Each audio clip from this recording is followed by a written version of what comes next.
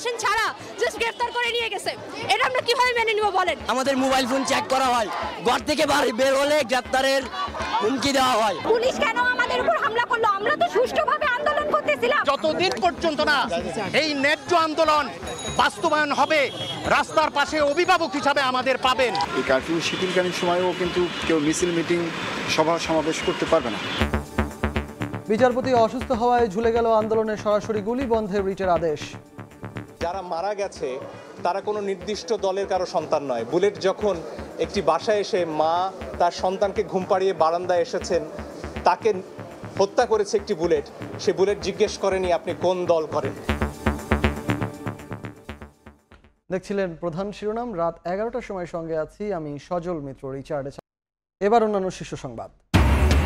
জামায়াত শিবিরের রাজনীতি নিষিদ্ধের প্রক্রিয়া চলছে, যে কোনো সময় প্রজ্ঞাপন, বললেন স্বরাষ্ট্রমন্ত্রী। ধ্বংসাত্মক কর্মকাণ্ডের বিচার করতেই নেওয়া হচ্ছে সিদ্ধান্ত। স্থাপনা মেরামত করে চালু করা গেলেও এত প্রান্ত আর ফেরানো যাবে না, আক্ষেপ প্রধানমন্ত্রীর। সহিংসতায় আহতদের দেখতে কুর্মিটোলা ও বক্ষব্যাধি হাসপাতাল পরিদর্শন।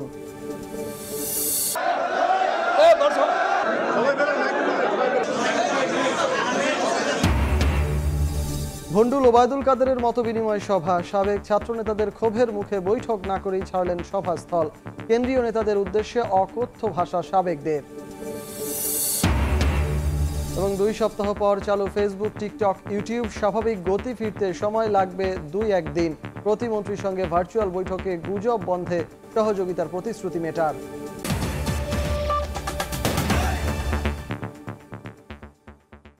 মার্চ ফর জাস্টিস কর্মসূচিতে মিছিল সমাবেশ হয়েছে ঢাকা বিশ্ববিদ্যালয়, হাইকোর্ট ও পলাশী এলাকায়।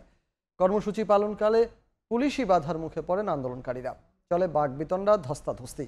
আটক করা হয় বেশ কয়েকজনকে। শিক্ষার্থীদের কর্মসূচিতে সংহতি জানান বিভিন্ন বিশ্ববিদ্যালয়ের শিক্ষক, আইনজীবী ও অভিভাবকরাও। কোটা সংস্কার আন্দোলন ঘিরে সহিংসতায় হতাহত, গণগ্রেফতারের প্রতিবাদ ও বিচারের দাবিতে রাজপথে শিক্ষার্থীরা।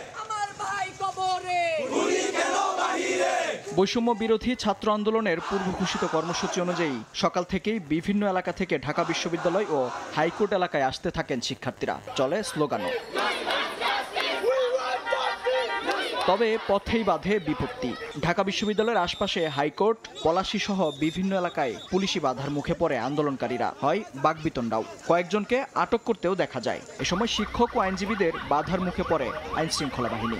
স্টুডেন্টদেরকে অন্যায়ভাবে এভাবে গ্রেফতার করার আইন কি বাংলাদেশের কোনো আইনে আছে কিনা আমার জানা নেই। গ্রেফতারের হুমকি দেওয়া হয়, আমরা এইসব পরোয়া করি না। কোনো ধরনের কোনো এলিগেশন ছাড়া জাস্ট গ্রেফতার করে নিয়ে গেছে, এটা আমরা কিভাবে মেনে নিব বলেন? আমরা জাস্টিস চাচ্ছি, রাষ্ট্রের কাছে, আদালতের কাছে। সব বাধা উপেক্ষা করে শিক্ষার্থীরা পৌঁছান দোয়েল চত্বরে। এ সময় তাদের সঙ্গে কর্মসূচিতে সংহতি জানান বিভিন্ন বিশ্ববিদ্যালয়ের শিক্ষক ও অভিভাবকরাও। যতদিন পর্যন্ত না এই ন্যায্য আন্দোলন বাস্তবায়ন হবে, রাস্তার পাশে অভিভাবক হিসাবে আমাদের পাবেন। যেহেতু ন্যায়ের পথে, যদি মারা যায় রাস্তার মধ্যেই মারা যাব। এরপর শিক্ষার্থীদের একাংশ চলে যায় হাইকোর্ট প্রাঙ্গণে। সেখানে আগে থেকে অবস্থানরত আন্দোলনকারীদের সঙ্গে যোগ দেন তারা। আগামী শুক্রবার দিন আমরা গিয়ে প্রেস ক্লাবে বিকেল 3টায় একটা প্রোগ্রাম করছি।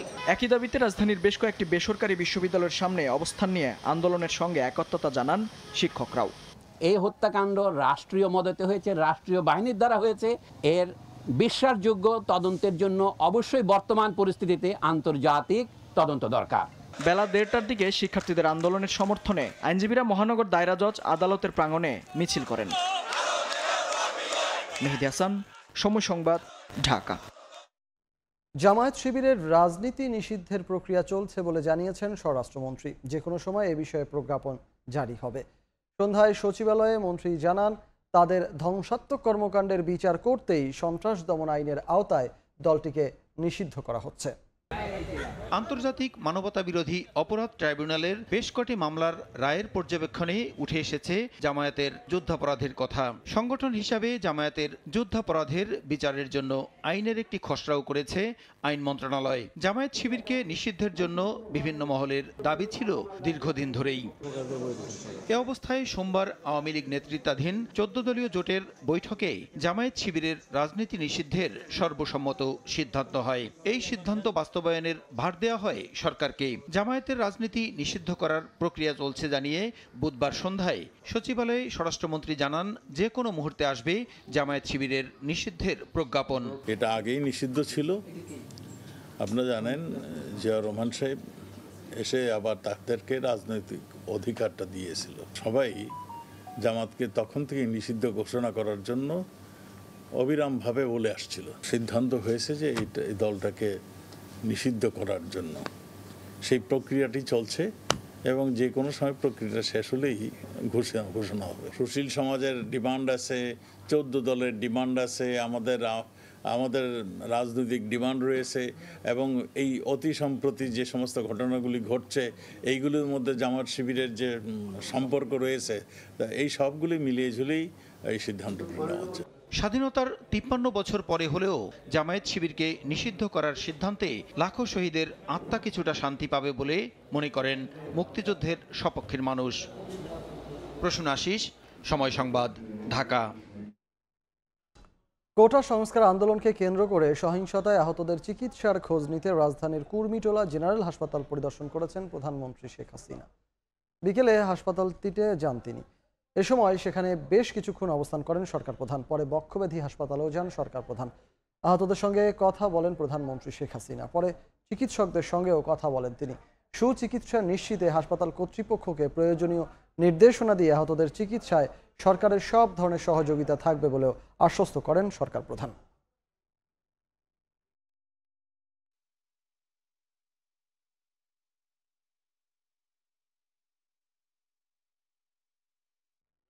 ঢাকা মহানগর গোয়েন্দা পুলিশের অতিরিক্ত পুলিশ কমিশনার মোহাম্মদ হারুনুর রশিদকে বদলি করা হয়েছে।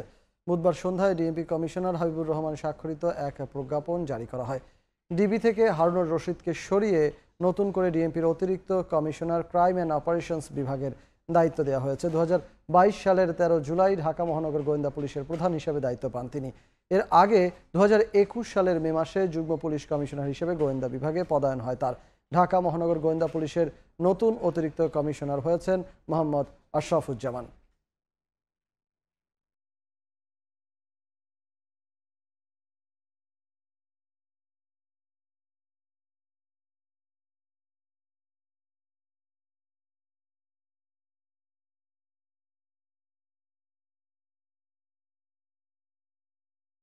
যাত্রীর মালামাল চেকিংয়ের সময় আনসার ও বিজিবি সদস্যদের হট্টগোল। হিলি ইমিগ্রেশনে আনসারকে তুলে নিয়ে 3 ঘন্টা আটকে রাখার অভিযোগ উঠেছে বিজিবির বিরুদ্ধে।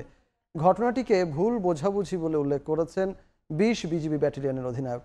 আর উপজেলা আনসার কমান্ডার জানান, বিষয়টি ঊর্ধ্বতন কর্তৃপক্ষকে জানানো হয়। দুপুর 2টার দিকে একজন ভারতীয় পাসপোর্ট যাত্রী কসমেটিক, শাড়ি কাপড় সহ বিপুল পরিমাণ মালামাল নিয়ে বাংলাদেশে প্রবেশ করেন। এ সময় 0 পয়েন্ট গেটের সামনে মালামাল আটকে কাস্টম চেকিং অফিসে নিয়ে আসার সময় বিজিবি ও আনসার সদস্যদের মধ্যে কথা কাটাকাটি হয়। এক পর্যায়ে নায়েক সুবেদার একরামুলের নেতৃত্বে বেশ কয়েকজন বিজিবি সদস্য কাস্টমসের চেকিং রুমে প্রবেশ করে পরিতোষ চন্দ্র ও ফরিদ হোসেন নামে 2 আনসার সদস্যকে তুলে নিয়ে 0 পয়েন্ট গেটের গোল ঘরে আটকে রাখেন। খবর পেয়ে কাস্টমসের সহকারী কমিশনার ও 20 বিজিবি ব্যাটালিয়নের অধিনায়ক ঘটনাস্থলে আসেন। দুপক্ষের বৈঠকের মাধ্যমে 3 ঘন্টা পর ছেড়ে দেয়া হয় আনসার সদস্যদের। আসলো আমরা কিছু না বলে উনি বাগে নিয়ে যাচ্ছিল আমাদের আনসারকে, 2 জনকে ধরে নিয়ে গেছে। এখানে আনসার কলার ধরিয়ে নিয়ে গেছে, ওরা বুট দিয়ে মারছে। আইন শৃঙ্খলা বাহিনীর নিজেদের মধ্যে এমন ঘটনা দুঃখজনক উল্লেখ করে উপজেলা আনসার কমান্ডার বলেন, বিষয়টি ঊর্ধ্বতন কর্তৃপক্ষকে জানানো হয়েছে। যদিও এই ঘটনাটা একটা অশোভনীয় হয়ে গেছে, তা বাহিনীর পক্ষে এটা অত্যন্ত লজ্জাকর বা এটা হওয়া কাম্য না। অভ্যন্তরীণ ভাবে ওনাদের নিজস্ব বাহিনীতে ওনারা এই বিষয়টা নিয়ে ওনারা তদন্ত করে নিজেদের মতো একটা ব্যবস্থা নেবেন। এদিকে ঘটনাটিকে ভুল বোঝাবুঝি উল্লেখ করে জয়পুরহাট 20 বিজিবি ব্যাটালিয়নের অধিনায়ক জানান, বিষয়টি মীমাংসা হয়ে গেছে। আনসার ছিল, আমাদের কাস্টমসের অফিসার ছিল, ওখানে সহকারী কমিশনার ছিল এবং তাদের আগমন অফিসার ছিল। বিষয়টা আমরা কথা বলে বিষয়টা নিষ্পত্তি হয়ে গেছে। আগামীতে এমন ঘটনা যেন না ঘটে সেদিকে নজর দেওয়া হবে বলে জানিয়েছেন বিজিবি অধিনায়ক। সময় সংবাদ, হিলি। ঘোষণা 30 মিনিটের মধ্যে সচল হলো ফেসবুক, টিকটক সহ সব সামাজিক মাধ্যম। দুপুর 2টার পর থেকে ব্রডব্যান্ড 4Gতে ফেসবুক ব্যবহার করা যাচ্ছে। এর আগে সকালে বিটিআরসিতে মেটা, টিকটক ও ইউটিউবের প্রতিনিধিদের সঙ্গে বৈঠকে বসেন তথ্য প্রযুক্তি প্রতিমন্ত্রী। বৈঠকে গুজব অপপ্রচার বন্ধে এই 3 প্ল্যাটফর্ম সরকারকে সর্বোচ্চ সহযোগিতার প্রতিশ্রুতি দিয়েছে বলে জানান জুনায়েদ আহমেদ পলক। ফেসবুকে গুজব অপপ্রচার বন্ধে দফায় দফায় অনুরোধ, হুঁশিয়ারি, সবশেষ চিঠি দিয়ে সশরীরে হাজির হয়ে ব্যাখ্যা দেওয়ার নির্দেশ। কোনোটাই মানেনি ফেসবুক, ইউটিউব। তবে মন্দের ভালো ভার্চুয়াল বৈঠকে সাড়া দিয়েছে তারা। বুধবার সকাল 9টার পর বিটিআরসিতে টেলিযোগাযোগ প্রতিমন্ত্রীর সঙ্গে ভার্চুয়ালি বৈঠকে বসে ফেসবুক ও ইউটিউবের প্রতিনিধিরা। সশরীরে উপস্থিত হয় টিকটকের প্রতিনিধি। বৈঠকে দেয়া তথ্যে দেখা যায় 17 থেকে 26 জুলাই পর্যন্ত সরকারের আপত্তি তোলা 73টি কন্টেন্টের মধ্যে ইউটিউব সরিয়েছে মাত্র 15টি। 16 থেকে 27 জুলাই পর্যন্ত 544টি কন্টেন্টের মধ্যে ফেসবুক সরিয়েছে মাত্র 47টি। তবে অনুরোধের 67% বাস্তবায়ন করেছে টিকটক। ফেসবুক, ইউটিউবের ভূমিকা নিয়ে বৈঠকে অসন্তোষ জানায় যেগুলো প্রো এল বা pro Awami League, pro liberation, pro মুক্তিযুদ্ধ, বঙ্গবন্ধু, শেখ হাসিনা, এই ওয়ার্ডগুলো দিলে তোমরা আমাদের রিচ আউট কমিয়ে দিচ্ছ, আর আমাদের এগেনস্টে দিলে সেগুলো রিচ আউট বাড়ায় দিচ্ছ। এই ধরনের অ্যালগরিদম তোমরা কি ইন্টেনশনালি করছো? কিভাবে তোমরা তাদেরকে শিক্ষা দিচ্ছ যে তারা এআই গুলো এভাবে কাজ করছে, কিন্তু এগুলোকে তোমরা ব্লক করছো না? সার্বিক বিষয়ে দুঃখ প্রকাশ করে ভবিষ্যতে সহযোগিতার প্রতিশ্রুতি দেয় ফেসবুক ও ইউটিউব। এরপর সরকারের নির্দেশে দুপুর 2টার পর নিজেদের নেটওয়ার্কে সব সামাজিক মাধ্যম চালু করে ইন্টারনেট সেবাদাতারা। প্রত্যেকটা ক্যাশ সার্ভিস আমরা অন করে দিয়েছি। সোশ্যাল মিডিয়ার যত সেবা আছে সবগুলো সেবা গ্রাহকরা আগের মতোই পেতে থাকবে। তবে 24 থেকে 48 ঘন্টা সময় লাগবে আমাদের এই ক্যাশ সার্ভিসগুলো আপডেটেড হতে। করেছে সরকার। এই ছবিটা দিয়ে শুভ খান, সময় সংবাদ, ঢাকা। দেখছেন রাত 11টার সময়। শোকাবহ আগস্ট মাস উপলক্ষে প্রদীপ প্রজ্বলন কর্মসূচি পালন করেছে ছাত্রলীগ। সন্ধ্যায় রাজধানীর শাহবাগে এ কর্মসূচি পালন করা হয়।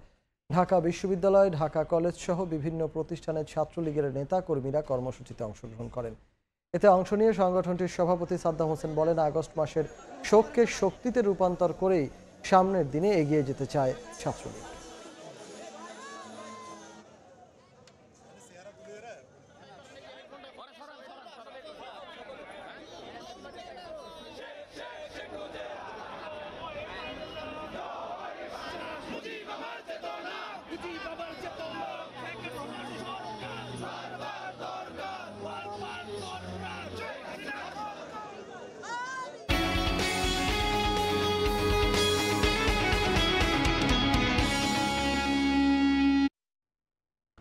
সাম্প্রতিক অচলাবস্থায় তৈরি পোশাক খাতে 12,000 কোটি টাকার লোকসানের দাবি বিজিএমইএর।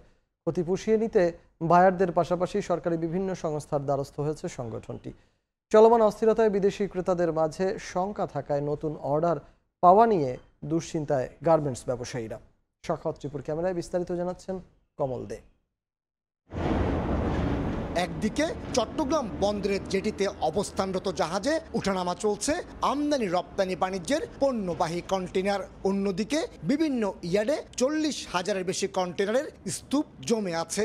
মূলত কোটা বিরোধী আন্দোলন এবং পরবর্তী কারফিউর ফলে ইন্টারনেট সংযোগ বিচ্ছিন্ন থাকায় ডেলিভারিতে ধীরগতিতে এই জটিলতার সৃষ্টি হয়।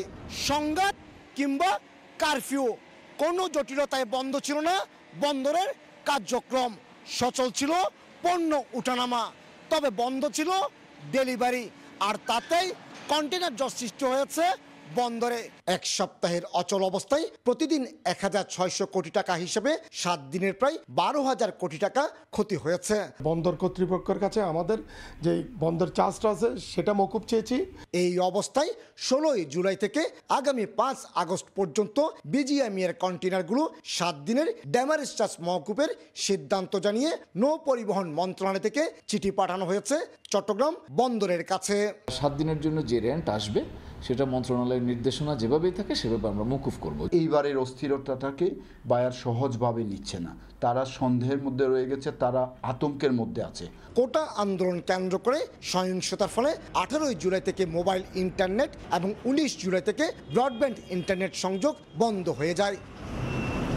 কমল দে, সময় সংবাদ, চট্টগ্রাম।